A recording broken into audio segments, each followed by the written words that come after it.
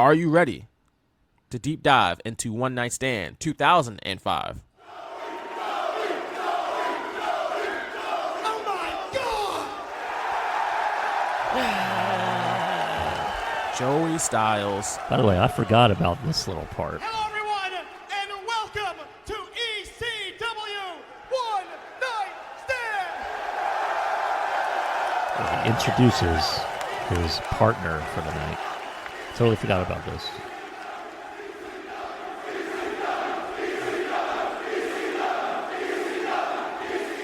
Please welcome my broadcast colleague, my good friend, and a man I love and respect professionally and personally, the hardcore legend, Mick Foley!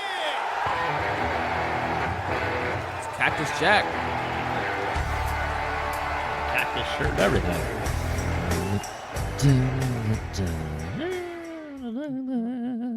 That's a dope song. That's a dope song. It is. So I will take that as a yes that you are ready. Yeah. Okay. Actually, wait a second. Nah. Okay, now I'm ready. All right. I just had to make sure. Get you right. I'm good. All right. Well, let's do it. ECW One Night Stand took place on June 12th, 2005. It emanated from the Hammerstein Ballroom in New York City at the Manhattan Center. There were about 2,500 people in attendance, according to good old Wikipedia, which, again, has never, ever let us down. So, what is this show? I ask, right? What is this show? It's happening in 2005 in WWE. Why the hell did it win our poll? Right. Why did it win our poll? For one, it was pretty much the first big ECW reunion show, at least on a high level. There might have been some beforehand, but WWE hadn't done it, obviously, until 2005. This show is the brainchild of one Rob Van Dam. Rob Van Dam saw that, hey, WWE's put out this DVD about the rise and fall of ECW in 2004, and the DVD sold like hotcakes, which obviously perked up, it piqued WWE's interest, and it was like, maybe, there's some money to be made there. Maybe. Because WWE owned ECW and owned all the footage that, came along with it, and had a bunch of ECW wrestlers already on the roster. So Rob Van Dam was like, well, we could just do our own big ECW reunion show. We got all the stars. We got all the logos and all the music and all that stuff. We can easily get a venue. The DVD has shown there's still an audience for this that's still passionate and still cares. Why not do one? And Vince McMahon agreed. I know, that's right. Because money always gets WWE's attention. They may not love ECW's product, but that didn't stop them from owning ECW and selling a DVD about it. And now they're going to do a show. It's not just the fact that they had the ECW originals on the payroll already, but they also had guys like Jericho and Rey Mysterio and Guerrero and Benoit, who are also big name talent, but had made stops through ECW. So it just made a ton of sense to do this show. But this wasn't going to be a WWE show with ECW kind of logo slapped on it. Even, the production value was WWE, but there really wasn't a whole WWE. You didn't see a WWE logo on the entire show, from what I remember. This was an ECW event. It had the ECW security. It had the announcers, the ring announcers, the referees. The ring itself was an ECW ring, which is, I noted that. That's crazy. I was like, wow, that was not a WWE ring. Right. That's crazy. Right. So pretty much it was ECW returning in all of its glory, except for the fact that it was in Hammerstein Ballroom and not the ECW Arena in South Philly. Yeah. ECW Arena in 2005 was probably not in great shape. So yeah, and not a great place to shoot TV. So the Hammerstein Ballroom was the place to go because it fit ECW. It was actually the site of ECW's final pay-per-view in January of 2001, Guilty as Charged. So ECW had ran a couple shows there, not a ton, but enough to know like we can get people to come here. It kind of feels like ECW. Not to mention WWE had ran the Manhattan Center once upon a time a lot because they used to run. They had the original episodes of Monday Night Raw there in the Hammerstein Ballroom. Hammerstein Ballroom is low-key kind of like a legendary historic venue in wrestling. Yeah. The look is so cool. It looks cool. Those old theaters, though, man, I'll tell you what. Yeah. Because the seats don't go back, they kind of just go up. Right. Makes for some wild sight lines. Like, yeah. I guess in a wrestling show, it's better because you're looking down at, like, in the center of the theater. But, like, when I went to see John Mulaney earlier, I think it was earlier this year, maybe late last year, something like that. I think it was late last year, actually. And it was at an old theater here in Philly on Broad Street at the Kimmel Center. Theater probably 100 years old. You got obstructed views. The seats go straight up, so you're kind of looking down over the balcony. I don't think I really got a good look at John Mulaney all night, but he was hilarious. So, because I could hear him. I know that much, but yeah, it is. That's why Arthur Ashe Stadium is a great venue, as AEW is going to go back there for episode of Dynamite, and people love that.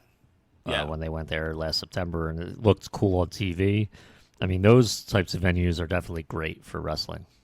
Yes, unique venues usually do well. Like the Tower Theater here in Philly, which they didn't put the ring in the center. They put the ring on the stage, which was different configuration, but definitely a unique feel. I like having venues with unique feels to them and different settings. So just make the show look different instead of WWE where everything looks the same. It's not great. But this was the first big ECW reunion show. There were many more after this. They worked for a little while, though. They would draw, and the wrestlers would show up and put on a good show, but that stuff got old real fast because the wrestlers got old. And you can't keep doing that stuff into your late 40s and 50s. And that's why you don't really see them too much anymore. They're old. But in 05, you better believe there was still a market for the ECW product. And people were going to reunion shows left and right at this point. As you heard there, the show starts off with, before that, actually, we got a parental advisory warning on Peacock. Multiple parental advisory warnings. This show needed them. Not really even because of the wrestlers so much, because they cuss too, but the fans had a slew of vulgar chants that somehow didn't get bleeped out on Peacock. I'm like, does Peacock know about this? I mean, I'm sure they have some type of programming on Peacock that has curse words in it. They dub over a ton of music, so they got to. They didn't dub over the chants, though. Right. I mean, people, they were saying all kinds of stuff. Terrible things. Mm-hmm. But, so, this show needed that parental advisory warning. Don't let your kids watch this show. All right? Yeah. Then we get Joey Styles coming out to start the show, and he's stands in the ring, and he's all choked up because everybody's chanting his name. They're Joey, Joey, Joey, and this man is about to burst out in tears. We're gonna have a lot to say. At least I got a lot to say about Joey Styles at various points of the show because he was what? That Mike Awesome match? Oh, we're gonna talk about it. I wish I clipped some of the things, but I was having an issue with freaking Peacock, so unfortunately Peacock. I don't have that one. But bro, he was on fire on that one, especially that match. Not in a good way though. In the Mike Awesome match. Well, it was right after the whole.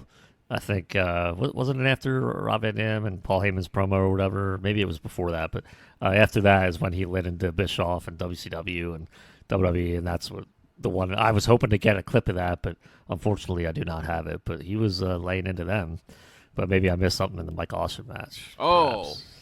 Oh, it's big. He was going in on him for, signing with WCW. I do remember that. So. Oh, he said something real wild in the Mike Awesome match. Oh, boy. That, and at the time was messed up, and in hindsight is even more messed up. Oh, no. We'll get to that when we get to that, though. After we get Mick Foley as Cactus Jack coming out to the ring, we get the proper introduction for the show, right? And then... And the Yeti! Came out. No, not quite. Not quite. but close. We got Lance Storm coming out for his match against Chris Jericho. And if you didn't know, and they said it multiple times on the show, but if you haven't gone back to watch it before listening to this, Chris Jericho and Lance Storm literally started in the wrestling business together. They had their first match against each other, 30-some years ago. And now here they are in an ECW show for what was supposed to be Lance Storm's last match of his career. That was not the case. This was his final in-ring appearance for WWE, but he came back to wrestle again April 1st, 2006 for Ring of Honor when he went up against Bryan Danielson for the ROH World Championship. But this is supposed to be his last match here against his buddy Chris Jericho, which would have been fitting. And Jericho comes out with his Lionheart gear, which was a nice touch. Yeah. But also Lance Storm came to the ring with Dawn Marie. Remember Dawn Marie? Oh, yeah. Do I remember Dawn Marie? Hey, take it easy there, Tiger. Of course I remember Dawn Marie. Take it easy, big fella. All right? Dawn Marie wasn't, ECW fixture, but she was also in WWE for a long time. She was. She's in WWE by this point since 2002. However, this would be her last in-ring appearance for WWE. She was released about a month later on July 6, 2005. Now, why is that a thing? Problem with that is because Dawn Marie was pregnant, and she was on maternity leave while she was fired. Wow. That's Wish pretty I could rotten. tell you I'm surprised, but That's pretty rotten. absolutely not. It absolutely is rotten. That's probably why we haven't seen Dawn Marie on WWE television over the years, for reunions and stuff like Right, that, yeah. because she don't mess with WWE. She's just like, I'm good. Right, and WWE don't mess with her because she took him to court over this, as she should have. She filed a complaint with the Equal Employment Opportunity Commission citing wrongful termination, and the case was reportedly settled in 2007, according to What Culture. So, yeah, that's I don't know. rough, what bro. what culture? The website, you know what I'm talking about. No. You know what I'm talking about. Okay. Gotcha. But yeah, so WWE doesn't like when we take them to court, but obviously you take them to court for a reason. And in this case, firing someone while on maternity leave is wild. And it's crazy because I don't know why in this country maternity leave is such a big deal. Give people time off when they have kids. Why is that so hard? Yeah, But, aren't it's y'all almost, supposed to love frowned upon. kids and all that? Aren't you supposed to, protect the kids? Only when it affects your company, I guess. Yeah, You but don't want that. but let a trans kid walk into the wrong bathroom and all hell breaks loose. Oh, brother. Because of my children, they're under attack. The kids. Sir, you don't even have school-age children anymore. What are you talking about? You never even met a trans person. So what are you talking about? But, let's fire this person while they're on maternity leave. And also, maternity leave, we could cut back on it, too, if you want, because you got to take your ass to work, Mom. I'm sure Jack Del Rio is a big proponent of that. Yeah. Yeah. Stupid ass coach. No. So that's garbage from WWE. At least he's not with the Eagles. That's true. That's true. But what did she say? Hold on. Jack Del Rio had a tweet last Oh. night about someone had mentioned something about protecting the kids, from medical doctors, stuff like that, and obviously anti-trans. And Jack Del Rio was like, 100% protect the kids. Protect And the then kids. obviously people are like, yeah, ban the guns from elementary school. Protect the kids, like bro. How about you protect the kids from the actual issue, not this made-up one y'all thought in your mind because y'all are just bigots and terrible people, and you just discriminate against people who you don't know and don't understand. Period. No, it's a I lot would easier. imagine- It's a lot easier to have that go out on social media and pander to people that are brainwashed into thinking that some kind of thing that's gonna change their kids. It's like, no. It's like people. This is don't literally understand, though. helping kids. It's an inclusive thing that people just they don't want to understand. If they don't want to understand, they're never like gonna Right. try to understand, and These people they're don't just gonna tweet know about it. trans people, for one. They don't know why people transition. They think that there are little boys out here who are thinking about becoming a woman simply so they can play sports against Right. women and somehow dominate. It's like, no. Like, who thinks of that? Because they're No, people listening transition to 'cause they listening to wanna their own live- political crap that tells them that, and they're like, "Oh man, They want to live they don't how they wanna actually truly research. are, how they actually truly feel, not because they want to take advantage of sports. What? That doesn't even make sense. Who's gonna do that? Who thought of that? Jack Del Rio think- thought of You think all of it." LeBron James was like, "Yo, it Right. would be a lot easier for me if I became a woman and played the WNBA"? No. Oh, Like, no. Why do y'all? What is wrong with y'all? That's They're just poison. bizarre thinking. Brain poison. It really is. It seems like it because it's like there's no ulterior motives and all this seediness that Nah, y'all like put that. into it. Like, People, these people who transition, trans people have it hard enough right? trying to figure out who they are, Yeah. figure out their own identity, how they want to live. That's hard. That's a difficult thing to do, I'd imagine. I And I haven't had to go through that, but like I'd Right. imagine that's tough. Yeah. Trying to figure out who you are. Yeah, and I've seen people. I've been friends with people that have gone through that, and you understand more when you're around them. And Right. if they tell you certain things, or even if they don't tell you, just understand who they are as a person. Like, you Right. don't have At to the end ask of the day- questions. They At show the end you of the who day, they are. regardless Like, of where they fall along the gender spectrum, they're still people. correct. At the end of the day, and people have basic needs. They need love. They need people to care for them. That should be the case, regardless of where they fall along the gender spectrum. They're people. Come on. Trans or not, people, human beings. Just be nice to people. And it's none of your business what they doing, like why or what they're doing. Like, they're not affecting you. Leave them alone. It's the same people who hate when when teams change their avatars on social media to the pride colors and like, why are you throwing it down my face, shoving it down my throat? Nobody's shoving anything down your throat, it's bro. a personal Are you affront to them or something. Right. Nobody's shoving anything down your throat. Are you projecting something in some way? What do you talk? What do you mean? Nobody's shoving anything down your throat. This is not about you. This is about other people. This ain't about you. Sit down. Sit down, sir. I'd love to meet some of these people in person and talk to them in person and just clown them because it just grinds my gears, Boggles bro. my mind where they're like, oh, like we're in such a society with safe spaces and all this stuff, and it's like, man, you literally project that every day when you're talking about this stuff that you clearly don't understand. Like, Right. Go out there in the real world and talk to some of these people, and then maybe you'll understand. But your prejudices might not allow you to understand that, and that's fine. But don't act like the country is going to hell because of that. Because Right. it's It a will be whole fine. other reasons that are the reason why. Right.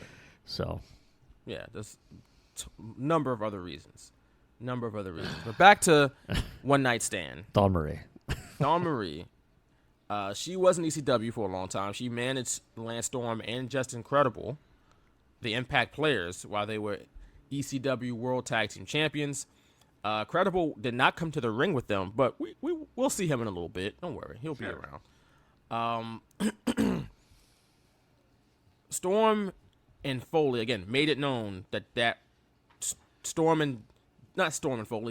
and Foley made it known over and over again that Storm and Jericho had their first match against each other back in the day.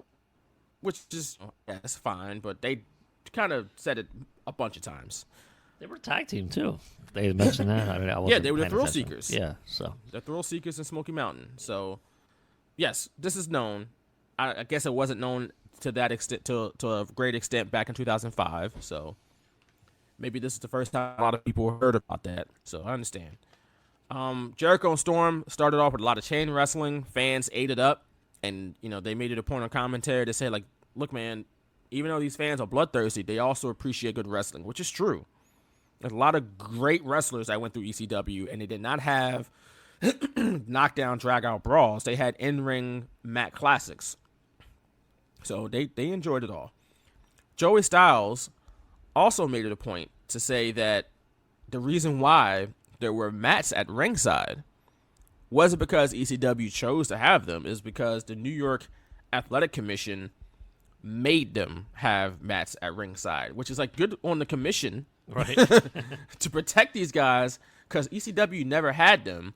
And Joey Styles like, if we were in any other city, we wouldn't have them. It's so they funny. made us. Like, it's what made them tough and badass. Right. Y'all Like just- the commissioner of the heels here. It's like, right. Like, no, they helped y'all try to extend your livelihood for like another day or two, or something like that. Like, you should thank them in hindsight. But at the time, ECW was the real macho, angry guy. Oh, Right, we're yeah. tough. Yeah. Chair shots to the face, no protection because we're badass. It's like, A lot of all right. stuff doesn't hold up, and that's one of them. Oh, where, yeah. Back then I'm like, yeah, man, ACW, and now looking back, it's like, well, maybe it's a good thing.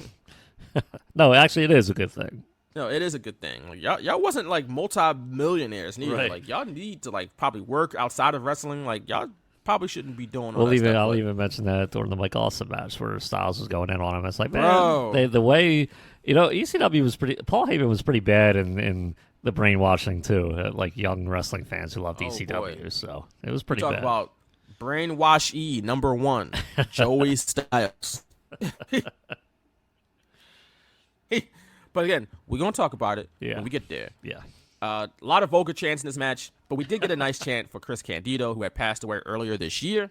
So in Yeah. between the FU chants and the suck my this chant, we got a nice Chris Candido. Yeah, I tribute think too. he was supposed to. His brother had mentioned he was supposed to face Lance Storm. Wow. In the plan was, I think Candido passed away in April that year, and so this was in June. So yeah, it was supposed to be Lance Storm versus Candido, which I would have loved because they were the tag team that hated each other back in the ECW heyday. So I was looking forward to that if that were to take place. But yeah, I didn't know that. I don't remember if I knew that going into this. But yeah, Chris Jericho was a suitable replacement as well. And Yes, rest in yes. peace to Chris Candido, because I had watched an old episode of Raw, and Fatu was like his Make a Difference Fatu character, and he splashed him in 1995 Raw, and Candido's legs just like went up in the air, and he kept them there for like 20 seconds, even after Wow. Fatu was like off of him, covering him. I was like, man, Chris Candido is the best, man. He's just He was great. fantastic. He was great. Gone way too soon. He deserved a lot better. I think it was a staph From the infection, wrestling right? business. Staph infection from Yeah, the something like surgery or that. something. So Yeah, it was, freak, it was just tragic. freak thing. Yeah, Yeah, it was tragic. Yeah, it wasn't like, it was, like I said, it was a freak thing. But unfortunate nonetheless. And, yeah, rest in peace to Chris Candido, man. But back to this match. Jericho seemingly had the match won, as he had locked in the walls of Jericho. But then Just Incredible, I told you, we was going to Oh. see him. is there? Not as Aldo Montoya. Oh, bummer. He was Just Incredible. And Jason Knight was there, which I don't. Do people still care? Do people care about Jason Knight? I guess. But they come down and distracted Chris Jericho. Just Incredible eventually hit Jericho with a kendo stick, which allowed Lance Storm Singapore to Cane, pick up the win. man. Oh, that's right. We're in ECW lingo. So That's right. You're right. Singapore ECW Cane. speak. Singapore Cane to help Lance Storm pick up the win, which Foley and Joey Styles admonished over and over again on commentary. Is that how he wants to go out? Is that how he wants to end the show and end his career or whatever? Well, fortunately, he didn't end his career. He came back next year. And then Joey Styles, after that match, mentioned that there was a box that was empty at that moment, but there was a box that was awaiting the arrival of a group of invaders. WWE stars from Raw and SmackDown had bought tickets to the show. They also purchased ugly ass polos to wear, and they were going to be in that box. And whatever happened, happened. So there's that. More on that later. But then we move on to backstage. We're with Pitbull number 2, or Pitbull Gary Wolf. He was backstage for a promo to give a shout out to the members of the ECW family that had passed away by that point. So we're talking Rocco Rock, who died in 2002. We're talking Terry Gordy, died in 2000. Mike Lockwood, a.k.a. Crash Holly, in 2003. The original Sheik in 2003 as well. Mike Lazansky, also in 2003. Also in 2003, Pitbull #1, Anthony Durante in 2003, like I said. Big Dick Dudley in 2002. And, of course, we just mentioned Chris Candido in 2005. Unfortunately, there have been a lot more since 2005 that have died young and tragically, starting with later in 2005, Eddie Guerrero. Then you go to 2006, you got Johnny Grunge. Yeah. You go to 2007, you got John Cronus, one half of the Eliminators. You got Mike Awesome. You got Chris Benoit, Chris and Nancy Benoit in 2007. Right? Also got Bam Bam Bigelow in 2007. Then, okay, that happened, and that's crazy. Took a couple years go by, but then Doug Furness in 2012. Balls Mahoney and Axel Rotten in 2016. Nicole Bass in 2017. Tracy Smothers in 2020. And then finally New Jack in 2021. All gone far too soon. People who made it barely into their 50s. Like, I think New Jack might have been the oldest guy among the group, and he was like in his mid-50s. I can look it up. Because, again, a lot of these guys died really young. New Jack was... I'm trying to see how old he was. Can't do math. He was 58. Oh, wow. So it wasn't even 60 yet. And yet, gone. So, that lifestyle, that was the thing back in the day, that rock and roll lifestyle that all of wrestlers lived. It catches up, man. They were it's kind of celebrated, that lifestyle, that extreme lifestyle, but it has its consequences, man. It has its consequences, unfortunately. And all these men and women gone far, far too soon. So yeah, it's sad. It's really sad to think about. But again, ECW made the awkward transition to the next match, which was a three-way dance, a traditional ECW three-way dance, which is not like WWE where there's one fall to a finish. There are eliminations. So just remember. But this match features Tajiri going against Little Guido of the FBI, the full-blooded Italians, and Super Crazy. Tajiri was accompanied by Mikey Whipwreck and the Sinister Minister to the ring. And Tajiri's music, I thought, my opinion, was dope.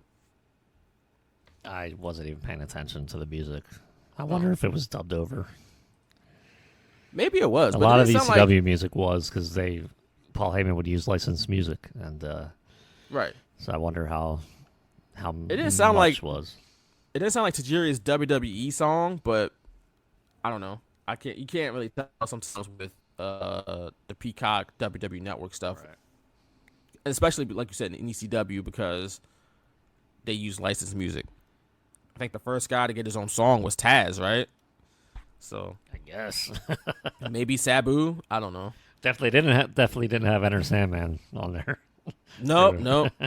Or the Alice in Chains song for Tommy Dreamer. So there's that. But this was Super Crazy's WWE debut. Well, I guess sorta. I mean, it's an ECW show, but it's WWE funded. He made his his official WWE debut on June 18th on Velocity. But by June 23rd, Super Crazy was teaming up with Psicosis and Juventud Guerrera to form the Mexicools, who rode to the ring on Juan Deers. Couldn't be more racist. Could not.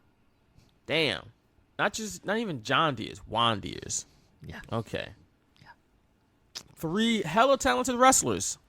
Give them tractors to ride to the ring. And call them the Mexicools. Huh? Not Mexicans. Mexicools, see? Because they're cool. Garbage. This is... I mean, look, Vince McMahon is a genius, I guess, in some ways, but in a lot of ways, he's just like, what the hell is this? This is the genius? Like, he came up with the Mexicools and gave them Juan Deere tractors to ride to the ring. To Psychosis, Super Crazy, and Hoovy. The Juice. This is such good shit. What? That doesn't make any sense, bro. Doesn't make any sense. But what else? I mean, doesn't make any sense. Jumping from a balcony. But that's what Super Crazy did during this match. A moonsault, no less. For who? For what? Like, why? For the fans, man. Oh, jeez. Well, the fans ate it up. You know the fans. They looked forward to a balcony dive. They probably was pining for a looking balcony back, dive. it was like probably some of the worst fans you could see at a wrestling event. Yeah, these fans were rough. These fans were real rough. When they talked about, like, when they make fun of wrestling fans of being, like, nothing but guys in the crowd who probably aren't around women that much, this is the crowd they're talking about. These are the fans that they're talking about. It's a bunch of dudes yelling obscene things. Sounds like a great time, I guess. Joey Styles, after the moonsault, said, "Oh my God," but in Spanish, because Super Crazy is Mexican. So there you go. The FBI gets involved, and then eventually Big Guido hoists up Tajiri on his shoulders for a powerbomb, while Little Guido was on the top rope. But when, Tajiri sat up, I guess, when Big Guido was about to slam him, Tajiri spit the mist into Little Guido's face. And then Sinister Minister jumps in and helps out. And then Mikey Whipwreck hits the whippersnapper on Little Guido, which gets him eliminated and sends him to the showers. And now we're down to Super Crazy and Tajiri. Super Crazy hit the first two parts of his triple moonsault on each, turnbuckle. He got distracted, but he came back with a big power bomb and another moonsault to pick up the win over Tajiri. This was a match. It was fun. Two very short matches when you think about ECW matches. Opener was 7 minutes, 22 seconds, and this one was just over 6 minutes. So pretty short. When you got as many angles as they were running on this show, and you're on pay-per-view, you got a hard out on the pay-per-view. Yep. Probably gonna cut some of these matches short. Especially when you have the angles that they were running on this show and all the stuff that they were doing, which we will get to as we progress. But the next match is another member of the Mexicools. It's Psychosis going against Rey Mysterio, which on paper sounds super dope. The fans in attendance did not agree, though. But before the match, Psychosis took off his mask in front of the fans, which Joey Styles said was like a show of respect to the fans, because it was the first time he had ever worn the mask and took it off in front of the fans, which is like, oh, okay, I guess that's cool. The fans eventually, though, that respect. no, because they eventually told him to put the mask back on. So there's that. But the fans were not into this match for whatever reason. They just didn't care. They were booing it. And I was like, well, damn, when was you don't hear Rey Mysterio get booed unless it's the Royal Rumble in 2014 when he came out as number 30, and anyone that wasn't named Daniel Bryan was going to get booed. But I was like, damn, why are they booing Rey Mysterio? I thought everybody liked Rey Mysterio. Did they boo him or the 619? I don't remember. They booed the 619 too. I think I don't remember if it was Joey or Mick that had mentioned, well, he's not used to this and doing this in ECW, or maybe it was something I read. I don't know if they now made it on TV, but yeah, he didn't do that in ECW, so maybe it was like they wanted the old Ray back, and obviously he was not in great shape. Mysterio. I know. Listen, and it's a cool move. That crowd, man. It's a cool. He did it in WCW, right? The 619. See, I don't remember that. I don't remember him doing that until he WWE, definitely did the West Coast Pop. Yeah. Or the big Hurricane Rana, but so maybe he didn't do the 619 in WCW. Either way, it's a cool move. Why wouldn't you? Nothing WWE was cool to these ECW fans. No, we can. In that era, so We don't have to boo the 619 though. That's no, just we, weird. we absolutely do not. But they do apparently. Well, Mysterio and Psychosis, they won the fans back over. They did some crazy dives, and Mysterio did a dive from the top rope into the crowd, and he hit the 619 and he won. So it's like the more you put your body on the line, the more they cheer you. But if you the 619, too safe. Right, exactly. We want you to try to destroy yourself. Okay. Again, in hindsight, we're saying this. At the time, we probably would have been like, dude, it's so hardcore, yeah. But like, no. I'm good. Especially when I didn't see those guys in ECW, and every single time I saw them in WCW or WWE, I thought, oh, they were watered down. ECW was really the place where they did whatever they could in the ring, and it was like brainwashed like that. When you're growing up in the internet age and reading these message boards, and you didn't see guys like Eddie, Benoit, or Mysterio in ECW before they went to WCW, you kind of like look at it differently. And obviously now I look at it way differently, where I'm like, man, if I was in that crowd, I'd be like ashamed today if I was doing the same things some of those fans were doing. If you're listening and you were at this show, how does it feel to boo the 619? That should feel weird. You shouldn't be proud of yourself. How does it feel? They would have booed Dominic, like they would as a have booed him kid, mercilessly. As a kid, right? Get your son out of here. Who cares?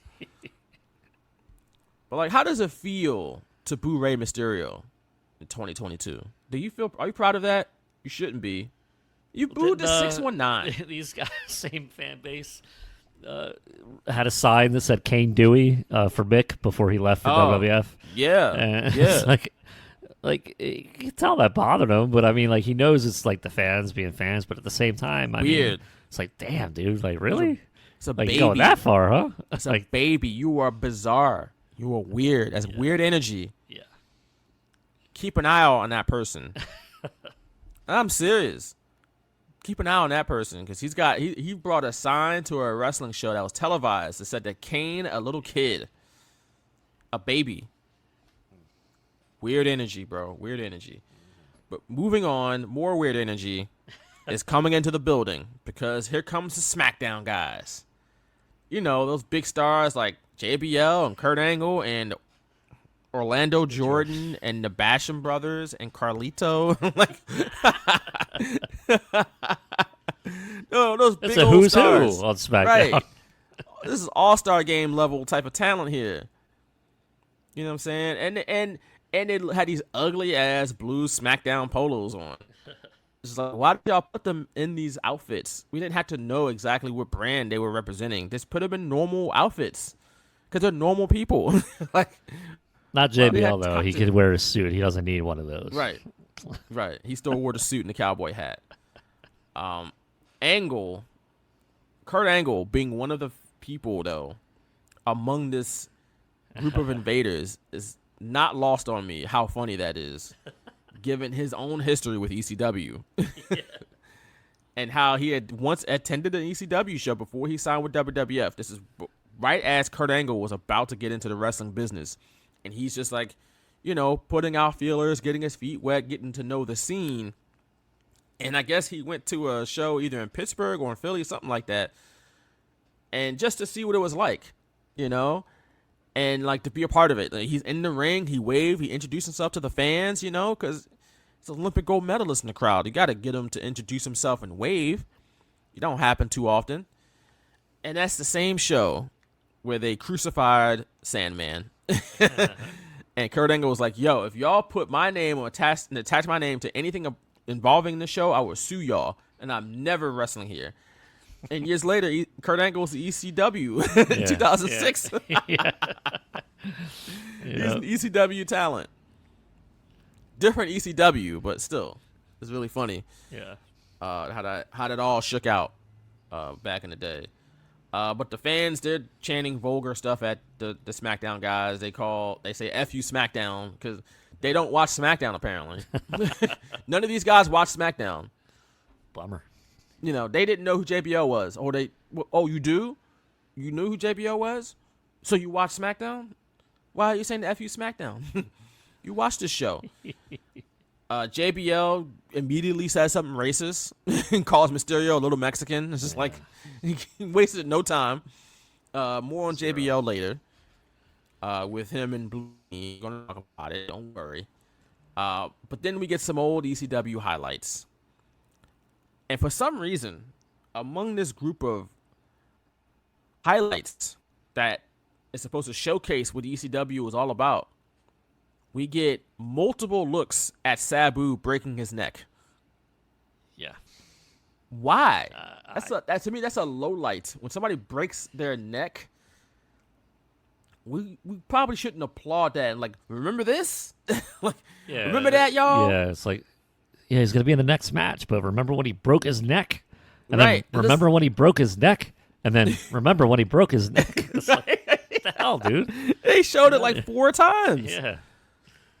Why? Yeah. And they use that. Why? They had that in their opener, like the whole time. For years in their intro, like weekly TV, like it was in their opener. That's so wild. It is. Man, broke his neck. That should not be celebrated. That we should strike that from the tape. Paul Heyman was on one for sure. And they were all on one. They all agreed to it. It's true. Nobody thought it was weird. Everybody was like, "Yep, I remember that. I was there. Oh yeah, I was there that night. It was a hot night in ECW Arena, boy. It was like 99, and I sweated like off like 4 pounds of sweat. But like, bro, I saw Sabu break his neck that night. It's like, okay, all right." Then Joel Gertner comes out, the stud muffin himself, makes his way into the SmackDown suite. Angle and JBL waste no time in roughing him up and kicking him out. But it was a way for them to get their hands on a microphone. Angle talking about how much the fans sucked. And he talked about the incident back in ECW back in the day where he was there and they crucified Sandman, I should say.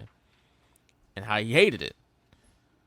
And Angle said that any wrestler that comes out is getting the hands. Pretty much from WWE. They're getting their ass whooped. And then JBL gets the mic and he craps on the fans. But the fans, boy, they were relentless on JBL. But I got to give credit where credit is due. JBL cut one hell of a promo here. If there's one thing JBL could do, he could talk his ass off. I'll give him credit. He was going in this promo, I mean, with the ferocity and the vigor, and just he was into that. He just took his hat off at one point. Kurt Angle was like so fired up, he took his shirt off. I was like, yeah, I'd probably be fired up too if I was standing next to JBL while he was cutting that promo. He meant everything he said, I think. That's the thing. I don't think he was lying about it. No. He meant every word. But JBL's promo was interrupted by the brainchild behind the show is Rob Van Dam, who, despite the show being his idea, couldn't wrestle on it because he was recovering from a torn ACL and a torn meniscus, which caused him to miss WrestleMania that year. Tough break. No pun intended on that. He bounced back next year, though. The next year's One Night Stand. Won a WWE title and the ECW title in the same night, but here we are in 2005. He's limping out to the ring with Bill Alfonso jumping up and down and blowing the whistle, just like the good old days of ECW. JBL didn't give a damn, though. He talked right through RVD's entrance. Did not care. I thought that was funny. But then RVD gets the mic. And even though talking isn't necessarily his specialty, and he even said, like, WWE only gave him 2 words to say. Right, yeah.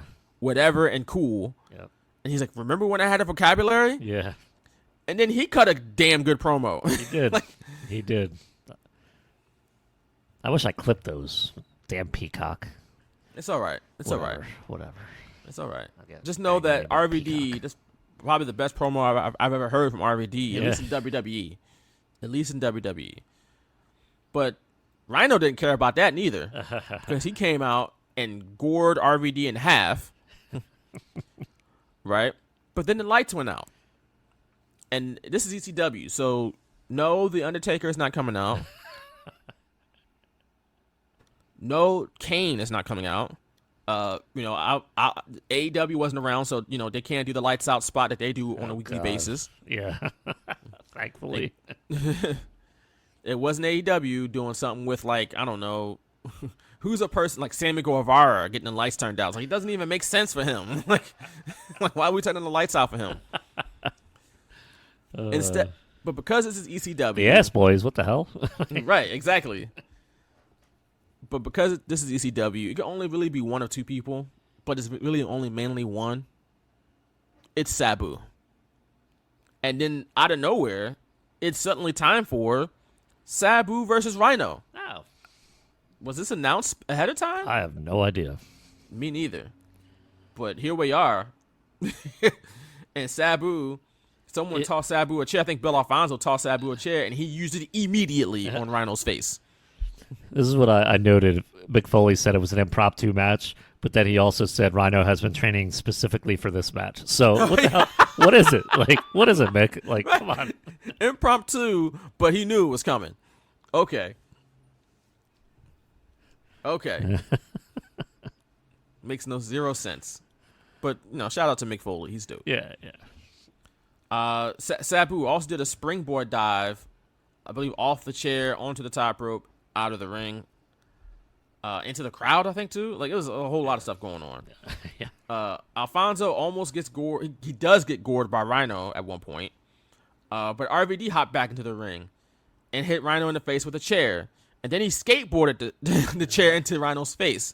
Then he set up a table, which Sabu used, with the help of a steel chair, to leg drop Rhino through a table for the win. Is a move that Joey Styles called the Arabian Skull Crusher. Yep. So that's a mouthful right there. But this match is all kinds of crazy. What did you think about it? Classic Sabu. I was always a fan of. I remember him actually when he was in WCW. I think it was like '94. So it was like before he was full-time ECW, and I even had like a magazine that it might have been a WCW magazine that was like all about Sabu. Like Sabu was on the cover, and they had like, I didn't really read the articles back then, but I remember him the most from that era of like non-WWE guys. And so when I watch ECW, the match I loved the most, even though it was a complete train wreck, was the barbed wire match against Terry Funk, where I think Sabu accidentally won the ECW title because they couldn't get out of the barbed wire, so they had to he had to pin Terry Funk that way. I guess they could get the barbed wire out of both of them or some way. Sabu wound up losing the title to Shane Douglas later. I think it was like 3-way or whatever, but he was one of my ECW favorites. So yeah, there was it was more like, when a legend comes back and they hit all their high spots or whatever. That's what it seemed like here, where Sabu was just doing his thing that he would do in ECW, and that was it. He was saving his partner, Rob Van Dam, saving his tag team partner. So you got to love the love that Sabu has for Rob Van Dam. Yeah, it's a very oddball tag team, but it were electric though in ECW back in the day. It was one of my main things I love watching into ECW on a weekly basis, just like what they would do. Right. Because it was so funny because Rob and Sabu would always get mad at RVD, but then they'd be tag team champions or whatever. They'd be winning matches together, and RVD would just be the glory hog, and it just cracked me up. Right. They would toss chairs at people, kick them in the face, set up tables, destroy them. All hell would break loose, and they were around. Yeah. It was great. It's quality television, but it was wild. Yep. But moving on, we're now backstage with Al Snow, who is talking to Head. And he blamed Head for letting the SmackDown guys in the building. So there's that. Okay. He then sent it to more ECW highlights. And then we move on from that to Raw guys. Now it's time for the Raw guys to come into the building with their red polos, all uniformed, because this is what normal people do. Let's get matching shirts, guys. Let's do it. When we go to the Extreme show, let's make sure we get matching shirts. What did, we all stick together, you know. Styles say he was like, they look like a softball team with all those matching shirts. Pretty much, man. It looks stupid. Why does WWE do that? Give them shirts. They wouldn't. It's like these fans wouldn't know otherwise, so we got to make sure Right. that they know. Like, man, stop. JBL's wearing that 10-gallon hat. I think people can figure him out. Like, they can spot him in a crowd. Exactly. I think people know what Kurt Angle and Edge looks like, too. Like, it's not Yeah. like these aren't stars. But no, let's be a unified front, guys, and have the same shirt. I guess it was more for, like, Rene Dupree and Rob Conway than it would be for Edge and JBL. who knew what Rob Conway looked like? Right. La Resistance. I didn't care about those guys. But among the other guys that was there was, like I said, Edge, William Regal, Gene Snitsky, and a lot more. Joey Styles called Edge a wife stealer. Nerd. Shut up, Joey Styles. You just mad because you ain't got his game. That's all. You ain't got no game. Edge out here is slaying. Let Edge live his life. Somehow Paul Heyman's line later on would be more embarrassing for Heyman because it just didn't make sense. But There's the wife stealer. Okay. Take it easy, pal. Someone then threw a drink at Eric Bischoff. I don't know if you saw that as they were walking in. Someone threw a drink at him. He was everyone like, "Whoa, always you better, threw crap at him." That was funny. he's like, you Even in better watch WCW. yourself. You better watch yourself, bro." Also, Eric Bischoff, at least back in those days, still in good shape. He does know karate. Right. Yeah. You probably don't want to necessarily mess with Eric Bischoff as far as like a one-to-one type of interaction. I'm not saying Eric Bischoff, even today, especially because he's older, is like Jean-Claude Van Damme, you know. But you, as the fan, you have zero fighting ability. Like, you have no karate training, more than likely. You've probably never been in a fight at all. Bischoff has done like physical competition and like physical stuff. Just leave him alone, normal ECW fan. But now we move on to one of those in-ring mat classics that ECW is known for. This is what they were trying to attempt here with this match. And Eddie Guerrero going against Chris Benoit. And of course, obviously, Chris Benoit, we know the situation with him. So we've never really glorified him on this show because of that. His murder-suicide in 2007. But he's here on this show. But he's the babyface, even though he, you know, would do something horrible a year later. 2 years later, I should say. But we got a heel Eddie Guerrero. Which, yeah, he was a good heel, don't get me wrong. But a part of me also feels like at this point, like, I think Eddie had gotten to a point where people didn't want to boo him. Yeah. He was such a lovable character. Yeah. It's like, oh, I don't want to have to boo Eddie. I like Eddie. So I think maybe this heel run wasn't tremendous because he was such a good babyface prior. People didn't want to boo him anymore. It's not a one-to-one comparison to like Steve Austin when he turned, because Steve Austin obviously was a much bigger star, you know, but it's kind of the same vibe for me, at least, in that people didn't want to boo Steve Austin, so it didn't work. Same with Eddie. People didn't want to boo Eddie, and that's why before he passed away, he had turned babyface again. Because why not? It's Eddie Guerrero. He should be a babyface. But here we are in the middle of 2005. He probably about to start or had already begun his feud with Rey Mysterio over the custody of Dominic Mysterio, who is now a full-grown man and wrestling in WWE on a nightly basis. Pretty wild to see in hindsight.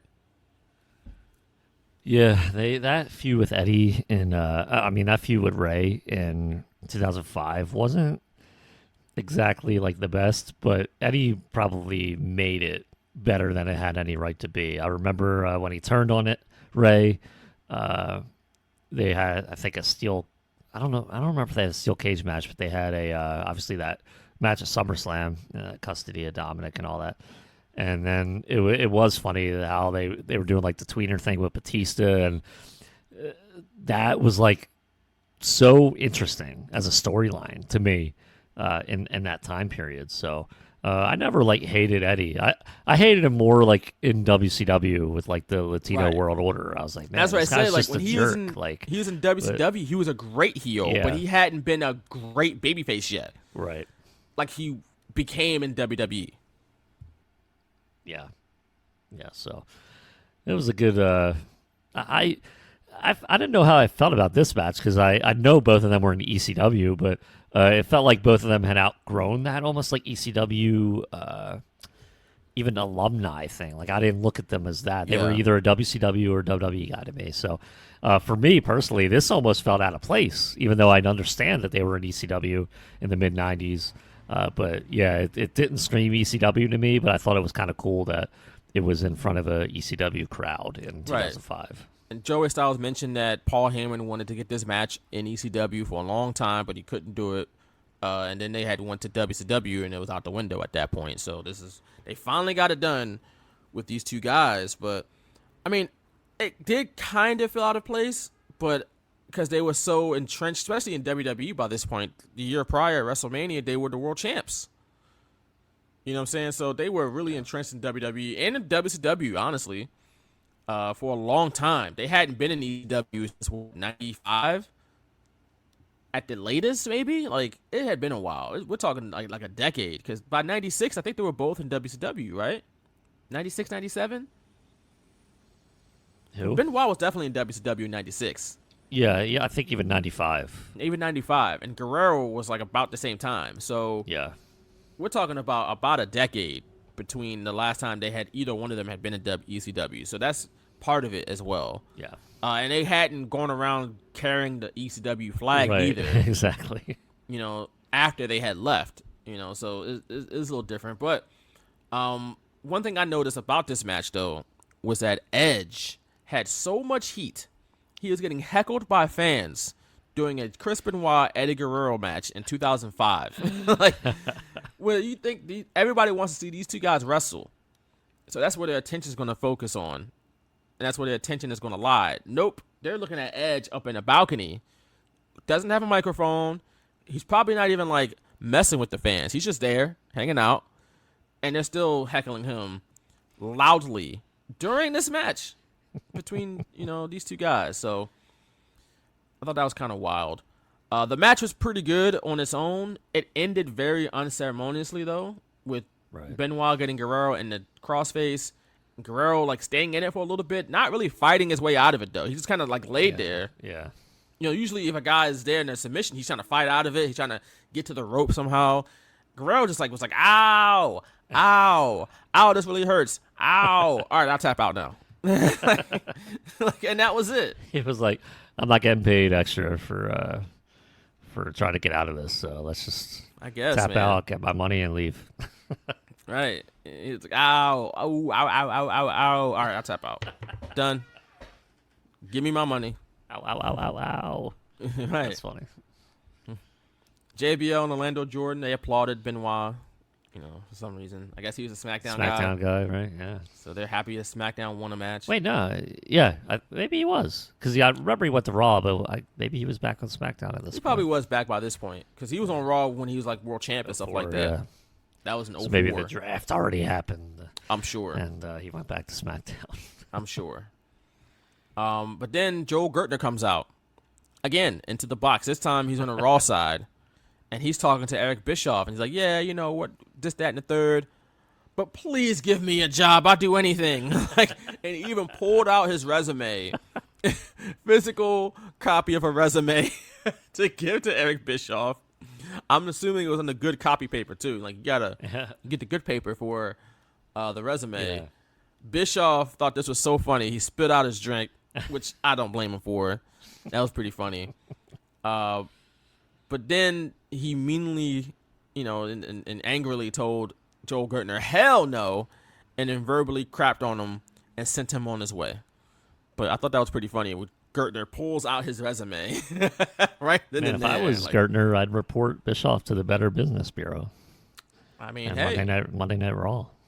right? That's how do you do that publicly? Someone just wanting a job. I mean, he also pulled out his resume publicly. Yeah, He could have pulled Bischoff aside backstage, that's true. behind the scenes. Like, here's my resume, brother. Give a brother a job. brother. Ain't we brothers? So, but yeah, that was that with Eric Bischoff and Joel Gertner, which leads us to our next match. And then we got a lot to talk about here. Between Mike Awesome and Masato Tanaka. Aside from the main event, this was the most ECW match, I think, for me. For personally, sure. And they've had, if you're like familiar, so many matches together. Jeez. Awesome and Tanaka have had a million matches against each other. And they're all insanely dangerous. Yeah. Specifically when it comes to unprotected chair shots to the head. It's like a spot in the match for them. They've done multiple times where they just hit each other in the head and don't sell it. Yep. And they keep it going. And they do wild stuff to each other. And now these matches, people love these matches. They eat these matches. The Mike Awesome Masato Tanaka matches are like a part of ECW's lore. Yeah. Yep. They were like some of the best matches, but damn, they are wild. And this one is among them. But before we even get to the match, first of all, the Raw guys, I think this is funny. They turned their backs to the ring.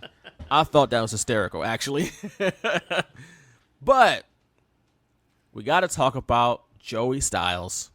Oh, Joey Roger Styles. That's not even his real middle name. I'm just making a name up.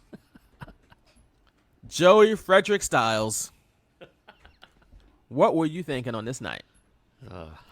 Because here's the thing. Mike Awesome, when he was in ECW, won the ECW World Championship. While he was the ECW World Champion, he, I guess, technically breached his contract. Well, he was making decent money off of, but he left in the middle of his contract to go to WCW. And according to Joey Styles, the only reason why he didn't take the belt and go to WCW television with it is because they had a federal injunction on such an act. So that's the reason why. But Mike Awesome got a better offer. He got more money from WCW. He took it right away. This drew the ire of the folks in ECW, and I can understand it to a certain extent. This is your guy, right? He's your champion, and he kind of bails on you before his contract is even up. But the way Joey Styles hated Mike Awesome for wanting to make more money was big weird. It's weird energy. I'm sorry. I understand you feel a little bit of a way because it's kind of sudden and it's kind of maybe like a backhanded tactic by WCW, by Eric Bischoff. I understand. Maybe it wasn't Bischoff. It doesn't matter. It was WCW, right? I understand you feel a way about it. I wouldn't feel a way about that toward Mike Awesome, no. Blame WCW for even offering him a contract while he's the champion. But do not blame Mike Awesome for saying, I can make this amount of money with ECW, but if I go to WCW, I'll make twice as much? Sorry, ECW, I got to make this money now. Today. And he made the right decision because ECW went out of business soon. And WCW did too, but he could have at least maybe gotten with WWE. Didn't work out. But no, take the money every time. Don't be beholden to that brand or that company. Because look at all the bodies that have been brutalized along the way by ECW because they did it for the cause, for the revolution, right? But that didn't pay your medical bills when you broke your leg jumping off a balcony. The cause didn't do that. You probably had to pay for that out of pocket. So let that be a lesson. I'm going to say it again. Get your money. Because that's how, and like you said earlier, that's how Paul Heyman kind of sold it to the wrestlers. This is how you got them to buy in. You're fighting for a cause. This is bigger than money. This is bigger than financial fame or fortune. This is about the cause of getting our product out there to the masses and having Extreme Championship Wrestling be the premier wrestling promotion in the United States. It's more than just dollars and cents. This is a cause we're fighting for, and they bought in. Mike Awesome did not. Mike Awesome was like, you know what? This is all I care about is dollars and cents. I'm gonna get this money. As he should. Because it wasn't like ECW was going to be like, oh, they offering you this, we'll match it. I guarantee you they didn't say that. Right, exactly. And he probably went to ECW and was like, yo, I got this offer from WCW. I don't necessarily want to go because I'm the champ. I want to defend it, but like, I got to get this money. This title is cool, but y'all ain't paying me that. Can y'all get me that? No, I got to go. We don't know if that happened or not, but maybe it did. Either way, the way Joey Styles is just on his heels about it, it's weird because what was Mike Austin supposed to do? He should have just stayed broke. Yeah, hey, I mean, like stay broke with us is he should have stayed broke with us. It's such a weird stance to take. It's from a. I think most of those fans probably did not were not grown up, didn't have families. Like it just seems like that fan base was a certain demo, and those were like the fans that like I could see Paul Heyman be like, "Listen, the fans gonna turn on you if you leave us. You know, you might make more money there, but you won't be the same." Blah blah blah. And you always argue, well, they're making more money. They're on a weekly television show in many more homes. Like they'll be fine. And Mike Austin did his thing in WCW. I mean, it was, Vince Russo's fat chick Thrilla gimmick or whatever. Listen, he went to that, but in professional wrestling, you got to get the money, like the most money you can. And the fact that we know now, kind of like ECW was like a cult in a way, and we had Blue Meanie on here, and he talks about it and how much of a family they felt like. We on the outside don't understand a lot of what went on. We see clips of like Heyman talking to the roster and some interviews from the talent, but why wouldn't, if you're like, that's the whole reason Meanie took a check to go to WWE, like when ECW was still really in building. It was before their first national TV deal with TNN. Like Meanie had left in '98.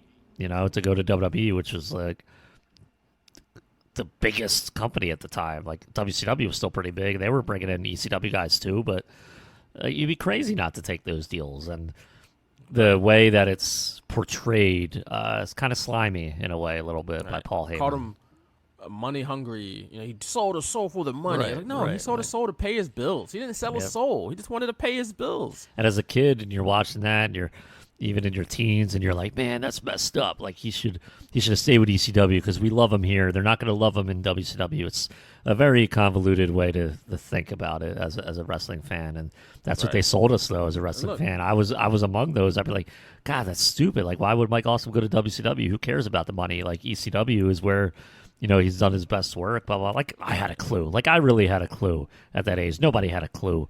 None of those fans had a clue. So when you're listening to Paul Heyman tell you what it's like, you're like, man, screw Mike Awesome. Yeah, like that's messed up. And so now it's just kind of like and you the look fans back will and be you're like, ugh, I wish I didn't think like that. And the fans would be like, where's the loyalty? He had no loyalty. It's like, what loyalty does a promotion have to his wrestlers? Exactly. They can fire them at the drop of a hat. Yep. And they won't get nothing back because they're independent contractors, technically. So loyalty my ass. Like, come on now. And even at ECW, where it might have been the atmosphere might have been different, still you're not making nearly as much as WCW or WWE, and you're actually getting funded by Vince McMahon himself. That too. So, you gotta. ECW can only take you so far in your career. You're not gonna. If you could be the biggest name in ECW, but you're not gonna be the same in WCW or WWE. ECW is never going to reach the level of a WWF or WCW because of the product. It just wasn't going to sustain itself at a high level. Right.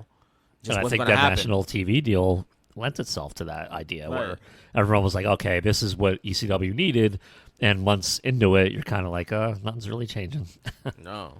And look, everybody's motivation is different. Some people are motivated by money. I don't blame them for that. Some people are motivated by a good atmosphere or good creative freedom and stuff like that. And that's fine too. there are some situations where you can get both. You don't have to sacrifice one for the other. There could be both. So I'm not saying that everybody's motivation should be exactly the same, but clearly Mike Awesome was like, I need to get more money. This is how I'm going to do it. Done. Yep. I understand it. Get your money. And it's not like he didn't pay his dues. I mean, that's not what we do here. That's not a paying dues thing in pro wrestling. Is just a different animal. He was doing plenty of that, in Japan and in ECW. So, the reward is a big contract with WCW. And to hold that grudge like 4 or 5 years later, it's just weird. Yeah. ECW And I just wonder if Paul was feeding him those lines, or if Joey really felt that way. It's just very weird. Neither company even existed anymore. Right. Y'all all work for WWE now. Yep. So who cares, bro? Like, really, who cares? And why do y'all work for WWE? Because you want to get paid. You got to pay your bills. It wasn't like, did you sell your soul to work for WWE? No. They're the only game in town. You had to do what you had to do to put food on the table. If you ask Joey Styles in '99 will he work for WWF, you'd be like, no, I'm all ECW all the way. When ECW closed up shop, what was the first place he went? All right? And that goes for a lot of guys who's probably the ECW like that. Maybe not most of the wrestlers, because they did leave to WWF, like you said. Joey Styles would be a WWE commentator before the end of 2005, too, so that's funny. Right. Exactly. And so I forgot, because he wasn't even with WWE by this point. You're right. He wasn't like a full-time person yet. Jim Ross. It was later this year, right? Yeah. So when he got his opportunity to work for WWE, he jumped at it. So I don't want to hear this nonsense, all right? I don't want to hear this nonsense about selling your soul and all this stuff. More nonsense from Joey Styles in this match. Goes to Mike Awesome. At one point, does a suicide dive. Oh, God. And then Styles calls it as such. He did a suicide dive, and then he said, it's a shame he didn't succeed in taking his own life. Which, on its surface, is horrible. Holy shit.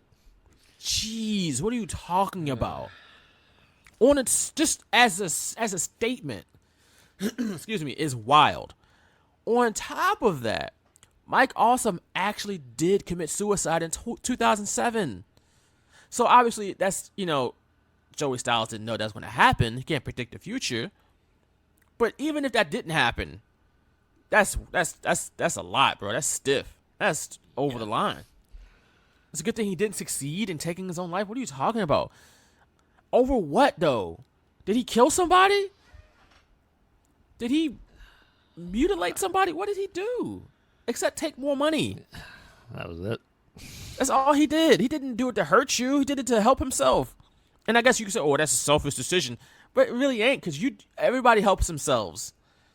And if anything, he agreed to lose the title to a WWE guy in an ECW ring. So all those bad feelings should probably go away at that point. That's 100% what happened. He lost to Taz, right? Didn't he lose to Taz, or was he lost to somebody else? Yeah, I think it was he lost it to Taz, and then Taz, because Taz wore the belt on WWE TV. He was contractually with WWE at the time, so. Right, he wore the belt on WWF TV. I vividly remember that. Taz wearing the belt, and he went against Triple H, I think it was, and lost to Triple H, obviously. But as ECW champion, Taz did that. And what was that? What would that have been, 2000? I guess 2000, yeah. Or 2001, 2001 maybe? Was their last, January was their last pay-per-view. I think March might have been their last show, so it could have been 2001. It could have been, but... 2001, yep. So, Taz didn't come in until early 2000 anyway, so it wouldn't have been 99. So we're talking either 2000 or 2001. So, yeah, come on. This is absurd stuff here. Because, again, what did Mike Awesome do to y'all?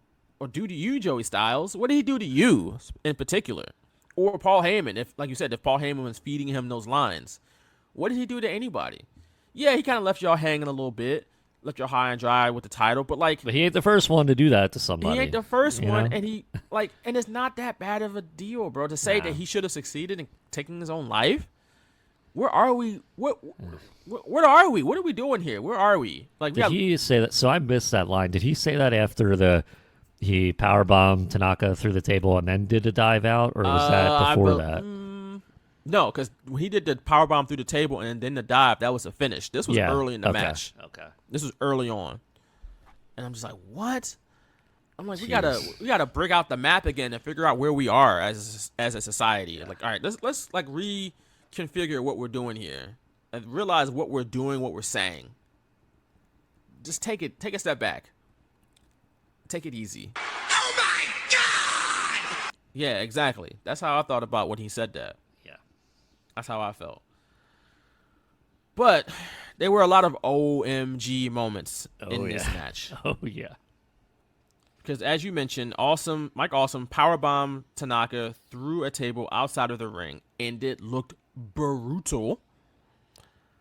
He then belted Tanaka with multiple unprotected chair shots to the head. Tanaka didn't even sell these chair shots. He just took them and just looked It made him back at stronger. Tanaka. Right, and screamed in his face, which the people and everybody in there was like, "This is awesome." He just yelled back. In hindsight, though, it's kind of tough to watch. Very tough to watch. Because Masato Tanaka is still living, but there's no telling how many concussions he suffered just in this match.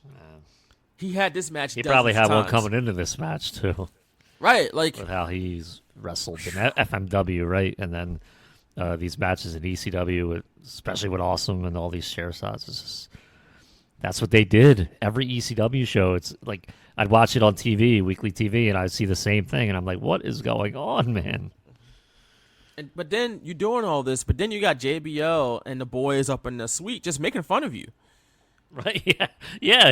He did. He was like, "Oh, he's gonna kick out. Oh, he's gonna Right. kick out," and he did. And then he's like, "Oh, there he goes." And I didn't like appreciate it as much, I guess. And he's right. He's like, JBL was right, man. This is ridiculous. Like, he's gonna kick out of like 8 chair shots. Like, it's just so Right. not pro wrestling. It's like the ECW style, but But- at some point, it's just like, all right, come on. Yeah, because Tanaka hits a tornado DDT off the top rope through a table. Yeah. Awesome hits a awesome bomb through the remnants of another table. The Dude, table was already broken, and he power bombed him on top of he it. almost got impaled. Like, he almost impaled Tanaka because there was Like- a metal part sticking up as he Goodness like did gracious. the power bomb off the rope, like backwards off the rope, and I was like, oh my god, like they barely missed that part. It could have stuck in Tanaka's back or something. Like crazy stuff. And like I said, they're taking all this punishment just to kick out anyway. Right? And that's why JBL was like, oh, they're going to kick out. They're Yeah. going to kick out because he's making fun of it. yeah. He wasn't like into the match and predicting what was going to happen. He's predicting it because it was predictable. He knew they would kick out because this is just how the matches go in ECW, Right, exactly. or at least in this particular match. They're going to put each other through hell and then kick out. And it's funny because in a way, that's how today's WWE main events and AEW, even weekly TV, But- there's like so many near falls. It's kind of like comical at this point. It is, but they're not also putting each other through tables. Yeah. On multiple tables and then almost impaling each other and having unprotected headshots. Like, Right. you do a couple moves and kick out. That's one thing. But, like, what they were doing is like, whoa. And then the finish just came out of nowhere. Yeah. Like, after all of that, the finish just came out of nowhere. But, look, let me iterate, though. Like, the fans were eating all of this up. Yeah, I'm sure I fans- was watching it live. I was like, "This is Right. awesome." The And I taped fans- this on VHS, so yeah, I the was fans probably in the- definitely with them. The fans in the building were going crazy over this match. The only people who were kind of making fun of it was JBL and the boys. They're the only ones sitting there like, ha, look at this garbage. But everybody else is like, EC Dub. Like, they loved it. So, look, they're catering to their base, catering to their audience, I guess. Yeah. I give them credit for that. But the finish, again, comes out of nowhere when Mike Awesome hits another awesome bomb on Tanaka from inside the ring to the outside through a table at ringside. He then just did a random dive on top of him and then pinned him. And JBL and Coach are standing there like, what the hell just happened? And I'm like, yeah, I kind of agree. What the hell just happened? And then Mike Awesome hit the referee with a power bomb and left. And it's like, what happened? Uh, It was a wild match, but man, it was too was a lot. It's too much, man. And so the injuries don't justify what happened. Like, you come out of that with 4 concussions, and for what? what for what exactly? It's just kind of wild, man. But yeah, that was a spectacle. That was quite the spectacle there that we have to move on from. Then we get Joey Styles, who thanks the fans for making One Night Stand a reality, because obviously, like I said, the tremendous sales of the Rise and Fall of ECW DVD that WWE released in 2004 was kind of the impetus behind the whole thing. Everybody realized there's a market for this. People are still interested. We got to capitalize on it. And then here we are today, or at least on June 12th, 2005, with an actual show that came to fruition. But then business picked up because Paul Heyman comes out, an emotional Paul Heyman comes out in the old school ugly leather jacket, the leather trench coat over top of a suit, and he says, "My name is Paul Heyman." The members only trench coat over the suit was a bad look, Paul. I'm sorry, not a great look. Still had his ponytail too. He did. Which that's his prerogative. I would do the. I thought it was a good look. No, not for a grown man. No, for like the character, I guess. I'm not. Unless you're Steven Seagal, maybe not. I mean, you could do the man bun, I guess. I don't know. Not for Paul Heyman. It didn't work for Paul Heyman. Let's just say that. Okay. It didn't work for him specifically. Other I'll people concede that. Right. But he comes out and he bows down to the fans and he thanks the fans for all their support. And then he turned his attention to the WWE guy sitting in the balcony. And he first looked at Eric Bischoff and killed Eric Bischoff by saying, no one was at there's no WCW pay-per-views happening. Everybody's at an ECW show. Where the WCW reunion show at? They at though. Which is, yeah. And they fair. did Yeah. a Rise and Fall of WCW DVD. That was garbage mostly. And no one cared about it. But here we are. We're at an ECW show. So he killed them on that.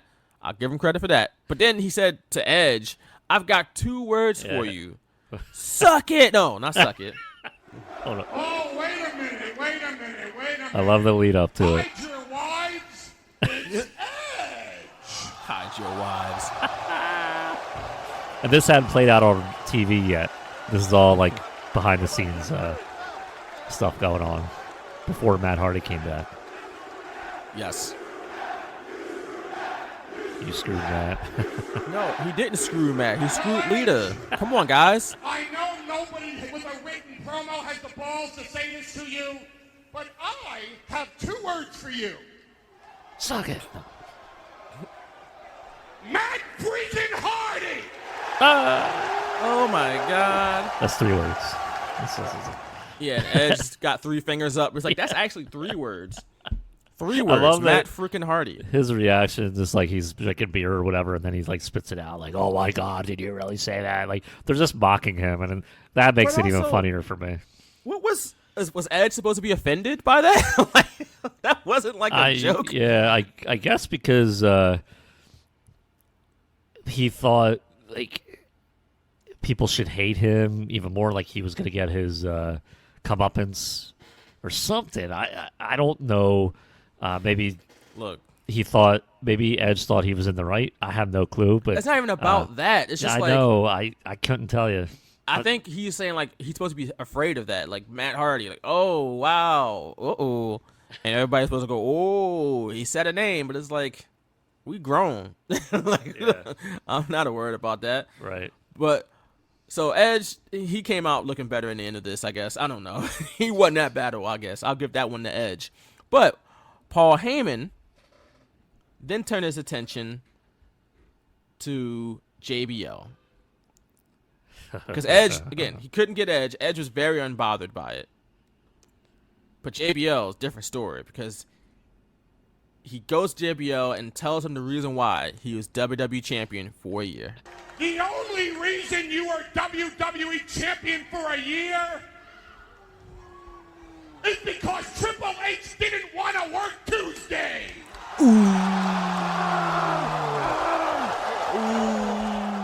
Got him. That was a good bounce back, Paul. I'll give you that. That was a good bounce back. And JBL, to his credit, did the old Fred Sanford routine where he fakes a heart attack. Oh, Elizabeth, I'm coming to join you. Oh my God, JBL's funny, man. I give him credit. He is. He's funny. He has his moments when he's funny. But that was a good line about Paul Heyman. I give him credit for that.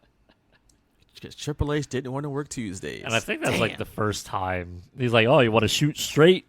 And Mr. Cowboy, and then he did that, and it was just so funny because the online lingo and the message boards and stuff like that was similar. And when we hear that play out like on TV, especially in WWE, you think it's like, "Oh my God, they're shooting, man, that's crazy!" And you just love it. Like you love it because you think you're. Oh my God, he wasn't supposed to say that, but this is ECW One Night Stand, so anything goes, and it's exactly what we, come to know as work shoot type stuff, and it was just fantastic stuff. It was wild.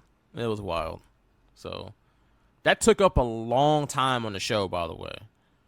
Like they got a lot of time. Yeah, that's why I didn't clip the whole thing just for you. It was like a lot of 8 or 9 minutes. Right, there's a lot of angles and stuff on this show that happened. It took forever. That's like honestly. Yeah. So there's only like 5 matches. Because I don't think I thought that happened the next year because ECW was coming back as a brand, and so I mixed the timelines up. I thought that had happened in 06. There was nothing that came out of this. I don't remember from the top of my head. This was a one-off. Yeah, so like the Raw and SmackDown stars being there, it was kind of just, I guess, because they wanted WWE star power, quote unquote, at the show. Maybe people will buy it because it was under the WWE banner technically. So that's the only, I guess, reason they did it. Not thinking that the next year they would do it again, perhaps. So who knows? Yeah, I don't know. Yeah, who knows? But we move on to our main event of the evening, and it's a wild one indeed. On the surface, it's just the Dudley Boys versus Tommy Dreamer and Sandman.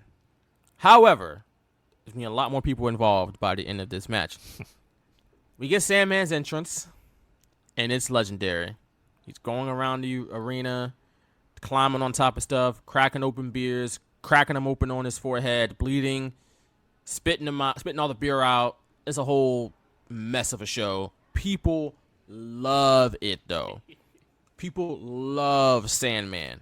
It probably doesn't make any sense to people who don't watch wrestling or didn't follow ECW, but people love them some Sandman and love his entrance. That's probably the biggest point, reason is the entrance.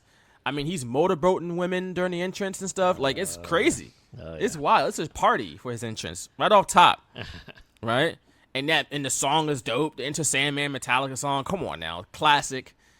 I mean, come on. No one needs to be said about how dope that song is. But Sandman, man, he gets the people going. He gets the people going. But like I said about Lance Storm, and this night was supposed to be his last match. The same was apparently the case for Tommy Dreamer. Again, that was not the case. Before the match started, though, we get the Blue World Order coming out with our boy Blue Meanie. We're going to have a lot to talk about with Blue Meanie and JBL in a second. Yeah. In a little bit. Yeah. Joey Styles is cackling with laughter for some reason. Don't know why. But they come out and beat up Dreamer and Sandman for some reason. Then Kid Cash comes out and just gets tossed out of the ring immediately. I don't know why that was a thing. Then the hardcore chair-swinging freaks come out and start beating people up with chairs, and all hell breaks loose. The match hasn't started, by the way. The bell has not rung. This is just all before the match. Okay? Balls Mahoney's in the wing punching people. The fans are going, balls, which is great. Always love that. Rest in peace, Balls Mahoney. And then Kid Cash comes and does a dive to everyone over the top rope outside of the ring. All of the non-participants in this match finally brawl their way backstage and finally get into the actual match. And then we get Teddy Long. This is not the way it's going to go down tonight, players. Right. Surprised you And didn't make it Undertaker a comes out. whole shitload tag team match. Right. And the Undertaker comes out, and somebody got to go one-on-one with him all of a sudden. The crowd boos. And for that, Bubba Ray Dudley, you got to go one-on-one with the Undertaker now. I was like, wait, what? And Undertaker just comes out. In, like, not as American Bad as Undertaker, which would make sense. No, Dead Man Undertaker in the ring, turning the lights on and off and everything. So, weird stuff. But the actual match itself, Tommy Dreamer uses a cheese grater on Bubba Ray Dudley. Oh, jeez. That's among the many weapons that were used in this match. Like you said, the Mike Awesome match and Tanaka match was very much an ECW style match. This was also that. A whole lot of weapons. But it didn't matter. Lance Storm and Just Incredible come out, beat up on the baby faces with barbed wire. Francine jumps in the ring. She gets involved. But then Beulah McGillicuddy jumps in there, and they have a catfight. And then Beulah hugs a bloody Tommy Dreamer, who, of course, is her real-life husband. But we're not done yet, because now we got Spike Dudley coming to the ring. Not only is he in the ring, he gets a table. Not only does he get a table, they set the table on fire. All right? They then put Tommy Dreamer through said flaming table and pin him to win the match. A whole lot of nonsense going on here, but we're not done. The match is just the appetizer. Here comes the main course. Not really the main event. Not really the main event. The main course is with Tommy Dreamer's laying down in the ring, bloody and battered. Sandman is yelling out like he needs to call for a doctor. Somebody get a doctor in here. No. He's like, somebody get me a beer. I need a beer to save Tommy Dreamer. This is the only thing that's going to save his life right now is a good old-fashioned brewski. All right? Instead of getting one beer, he gets a lot more because here comes Stone Cold Steve Austin wearing a Las Vegas Outlaws XFL jersey for some reason. Like, he just literally, like, found the first shirt he could find. Right. It's like, all right, I'll wear it. I don't care. Like, the league had, the original XFL had been gone for 4 years by this point. Like, 4 years by this point, the XFL had been gone. And here's Steve Austin. You can tell he just didn't give a damn. He's like, I'll just throw the first thing on I can find. I'll be there. You're going to pay me, and I'll drink some beer, and I'll talk some mess, and I'm gone. I'm not even going to wear one of my own T-shirts, though. Right. Right? But it's a pretty good thing to have Sandman call for a beer and to have Steve Austin come out, right? That's pretty good. None of the WWE guys gave Austin their looks because why would they? And then I wrote that Steve Austin and Sandman being in the ring together somehow didn't cause a break in the time-space continuum. To have them both in the same place at the same time, that's scary. You don't know what's going to happen. How much beer can they drink? You know, just drink all the town's beer. It's just wild stuff. But Austin got on the mic and said he wanted all the ECW guys to join him in the ring for a beer bash. What exactly is a beer bash? Don't you just hang out and drink? Like, Yeah, I mean, you gotta alliterate it somehow. A beer party I've never gone is to a an beer bash. alliteration. Beer bash sounds cool. I've never attended a beer bash. Have you? No, not that I remember. Okay. Yeah, I don't know what those are, but all the ECW guys jump into the ring. They get their beers together. They're about to drink, but then Austin decides he wants to be in the Hood Olympics, and he wants to earn the gold medal in the Hood Olympics in instigating, and he earned it because he instigated the hell out of what's about to happen next. Because he tells WWF guys they're all suckers.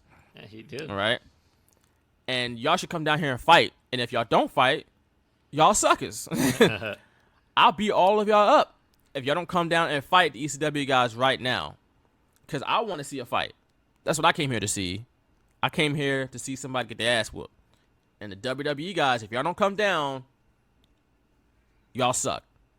This is very Steve Austin, Yes. and it's hilarious. And it's funny because the ECW fans are eating it up. It's like this guy did this on WWE TV, and now you guys are like eating it up. Cracks Right. me up. You know, WWE sucks, except Steve Austin. He's the exception. Except him. Because he was in ECW. Right. It's for like a cup of coffee. So Right. he's an ECW original, apparently, according to them. Original. Or how about a WCW original? Or would he Right. be a USWA original? I don't know. Who knows? Either way, the WWE guys did make their way down to the ring.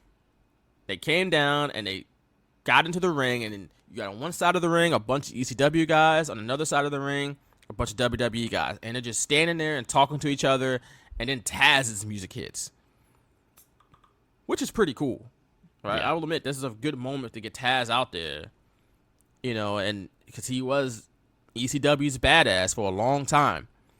And he walks to the ring slowly, and everybody just watches him walk to the ring. Was y'all ready to fight just 30 seconds ago? Now you're going to just watch Taz get into the ring. However, though, we did get the visual of Kurt Angle sizing up Taz with the look in his eyes that could have burned, that could have killed anybody. Like, if looks could kill, Kurt Angle would take over the world. Like, he could have destroyed 1,000 suns with the look he had in his eyes. All right? And it just made me yearn for Kurt Angle versus prime peak Taz. I mean, man, that would have been incredible. Because the way Kurt looked on this night looked like he was ready to have a WrestleMania main event with Taz. Yeah, he was. All right? He looked like he wanted to make a whole lot of money with Taz. That did not get to happen. Taz did get to choke out Kurt Angle outside of the ring, though, once everybody started brawling. So that happened. But in the midst of this brawl, we had a legit fight. And you can see when you watch it back, when the brawl first starts, you see JBL not fighting anyone. He's just fighting his way through people. He's fighting through a wave of people to get to one man. And that's our man, Blue Meanie. Because apparently Blue Meanie said something about JBL on our interview prior to this. He said he was talking about his time in WWF and how much he enjoyed it, apparently, but he thought JBL was an asshole, which is not the first time that has been said. Because JBL is an asshole. At least he was back in the day. We've heard multiple stories about JBL being at least a habitual line stepper, and at the most, a flat-out bully. We did a full episode once. I forget who had mentioned it, but JBL was accused of bullying, and It was Mauro Ranallo. Was that? It was But that was a Mauro, long 'cause time they ago. were Was called- it? it was like Yeah, 20 I think it was after he left SmackDown before he went to NXT, right? It was like So, 16 or 17. yeah, something we like did that. a whole Yeah. episode with Bride Isley on bullying in WWE, and that was the main topic because that's what Right. brought it about. So yeah, It was it's been like JBL. it's been like that for as long as we know. Right.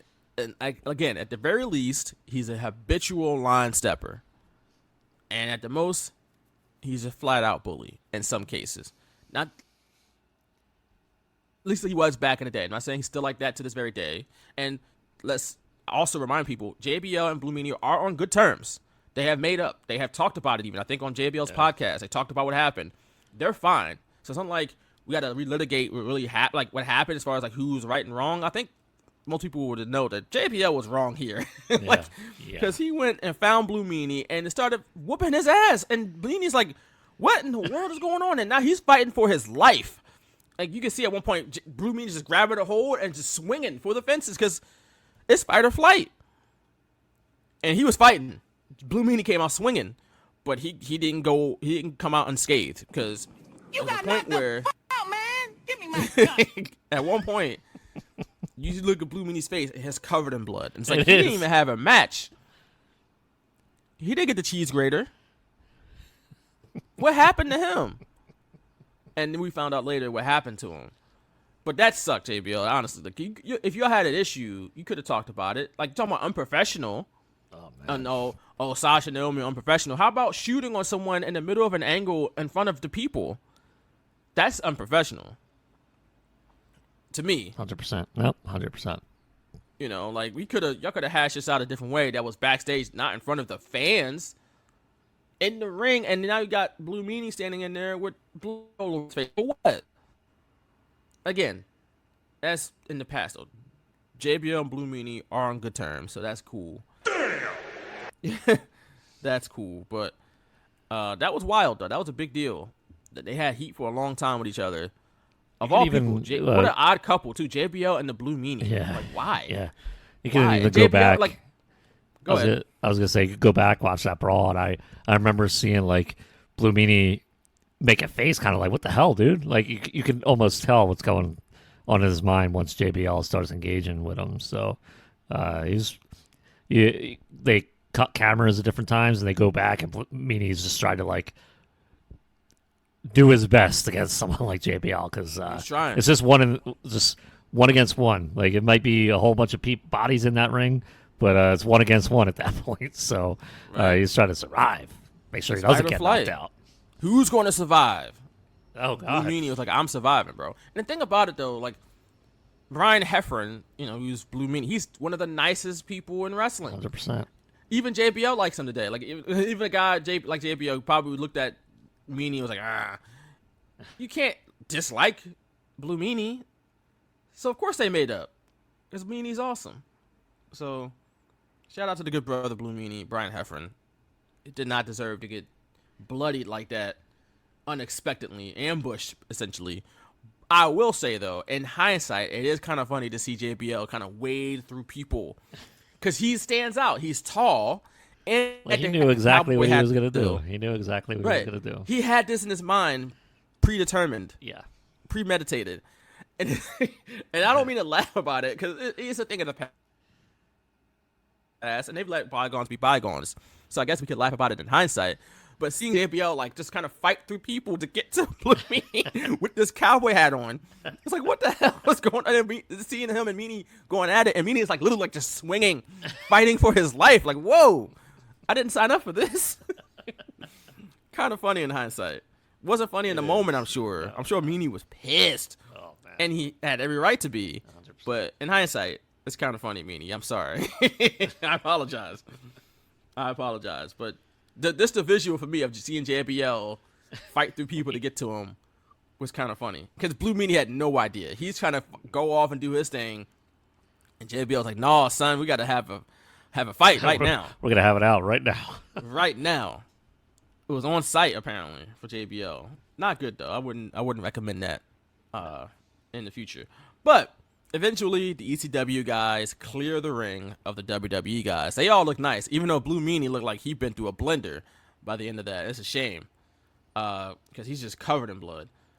But Steve Austin, who's wearing JBL's hat, because JBL lost his hat in the midst of this brawl, he then instructed Mick Foley to bring Eric Bischoff to the ring. He then instructs the Dudley Boys to hit him with a 3D. Then tells Chris Benoit to hit him with the flying headbutt. And to quote unquote kill this son of a bitch. Not great in hindsight. Not great in hindsight. Then he told Rey Mysterio, they did everything but hit him with the 4-post massacre thing from Ready to Rumble. They should have did that too. Right? They had Perry Saturn had to be around somewhere, right? They could have called up Perry for the 4-post massacre. Hoovy was there. Right? Or was he? No, he wasn't. Well, he wasn't. He's about to be in WWE. He wasn't at the show. He wasn't on the show. But Hoovy wasn't. He was around. They knew who he was. Yeah. I'm sure he was. They could have called up Van Hammer for it too. Why not? Bam Bam. They could have used Bam Bam too. Why not? But they beat the hell out of Eric Bischoff, who, even though he's lying on the ground after being destroyed, Steve Austin asked him if he had anything to say.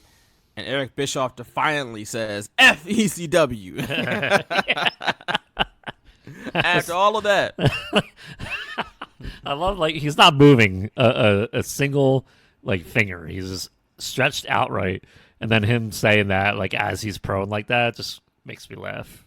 you get It's beat the up that visual for bad, that, too. if you get beat up that bad, you probably don't have the strength to like yell with that much energy. But whatever, Eric Bischoff did in defiance, right? And then after all of that, Austin ends it with a stunner on Bischoff.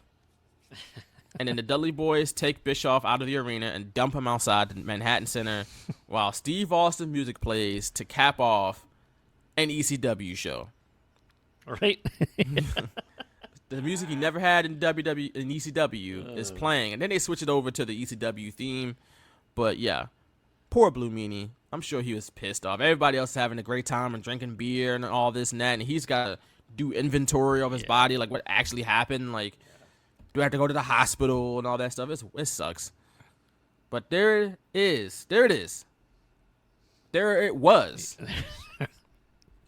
ECW One Night Stand in 2005. Nick, any closing thoughts before we wrap it up for episode 327? It was something. I remember this was, by the way, we did the other June 2005 show, Deep Dive Vengeance, last year. So we covered the two WWE pay-per-views. I guess technically this is ECW, but it's WWE produced from June 2005. And you could see, if you go back and listen to the WWE show that we did with Vengeance 2005, just the difference in like the product as WWE was presenting in 05 versus this ECW show that was supposed to be like a turning back the clock type thing. And I don't think they knew at this time if they would do another one the next year or if they would even bring it back as a brand the next year. But I would assume not. But I definitely think the 06 show was a lot better just based on Rob Van Dam. So this one, looking back, I was kind of like underwhelmed a little bit because a lot of it has to do with how outdated ECW is now as a concept, as even a wrestling organization, but still kind of entertaining in its own way. And I do think it's hilarious that the show ended with Stone Cold Steve Austin as like the top guy. Like he had to bring everyone together. Like it's just a weird thing because I don't even remember him being on TV at that point on a weekly basis, and he was gone from his Raw sheriff type thing at that point. So yeah, I had no clue like what his presence at an ECW show where he was only there for like a few months in '95 meant or what it was supposed to mean. But it's just kind of weird a little bit. I did enjoy the Raw and SmackDown thing the most. Like that was kind of funny, but that might not be great considering probably didn't want you to come out of that show as that Right. being the most entertaining aspect of it. So Right. Also because we messy, so we like the messy stuff. that's true. The wrestling is cool, like we're here for that, but we're messy people. As a society in general, we just messy. Like we like seeing everybody's dirty laundry get aired out in front of everybody. So as the type of people we are, we're not immune to that here on the Straight Shooters. We like being messy too. So maybe that's part of it too. The wrestling itself was fine, the actual wrestling, and I think they try to do a lot to memorialize the talent that passed away and stuff like that. That was nice, but I think they did a lot too much with the main events. It was okay. It was okay. Yeah. I know people loved it at the time. I'm sure people loved it at the time, and that's the reason why they had a second one in 06. Right. And that's the reason why they brought back the brand in 06, because it was successful and people liked it. But like you said, in hindsight, as we watch it today, here now, what would this be, 17 years later? Like you said, ECW as a concept doesn't really work today as a full-time promotion. It's not feasible. So it does look kind of outdated. It does look like a lot of guys feeling really macho, specifically the fans. Yeah. Who feel really macho when they're really not that macho. Like, you're just normal people. But, I just feel like a lot of toxic energy in the building on one night. That and 05 was like, yeah, let's do it. But in 2022, it's just like, we off that now. Yeah. Kind of, you know. But I do think ECW was definitely worthy of having a reunion show. And I understand why people liked it so much. I understand. It's not like I can't comprehend why it got a more like a reunion show, why it had such a dedicated fan base. We are both still fans of ECW. We understand it. You know, we like it. But when you watch it in hindsight, it's still just like, eh. And there was still a lot for this particular reunion show missing from ECW, where I think they had a Hardcore Homecoming show later this year, if I'm not mistaken. And I actually have the DVD of that, but I have not watched it at all. So I never saw the show, but I have the DVD. And guys like Shane Douglas, Terry Funk, like those are ECW legends. And this show not including them also kind of, like those are ECW to me. So when you have guys like that not on the show, and obviously Shane Douglas didn't have a great relationship with WWE, and I'm sure that played a part. I don't know if Terry Funk though. was, What's up with Terry Funk? I don't know. I don't know why he was there. It could have, perhaps, but just stuff like that. That's what makes a show like this kind of miss it a little bit for me, because Shane Douglas and Terry Funk, they were the two main cogs in ECW where I started watching weekly, and I loved it. I started watching weekly once Shane Douglas went back to ECW in '96 after his Dean Douglas run in WWE. Like that's, I think, where I noticed ECW was on TV and started watching it. Didn't realize, I didn't even know what it was called. I think it was a Tuesday afternoon, like when I saw that, I was like, this is weird. Like Dean Douglas is on my TV in like a wrestling ring. Like, what the hell is this? And that was literally my first taste of ECW. So, and then obviously he went on that run, got Francine, was the world TV champion and the world heavyweight champion. So him not being there, like to me, Shane Douglas is ECW. And I didn't even realize, he threw down the NWA belt to make it the ECW belt when he won that tournament in '93. Like I didn't know any of that existed until, after I got into ECW. So, there are a lot of big misses here that just kind of missed the mark for me. If I had to give it like on a scale of 1 to 5, probably like a 2.5 to 3, maybe for me personally. And look, I don't want to say all this and then be like, I do understand why ECW was such a popular promotion. We were, again, both fans of it, and we know it meant a lot to the people who were there. Blue Meanie, and all the other guys. Yeah, that's the best time of their careers in a lot of cases. And it was a family.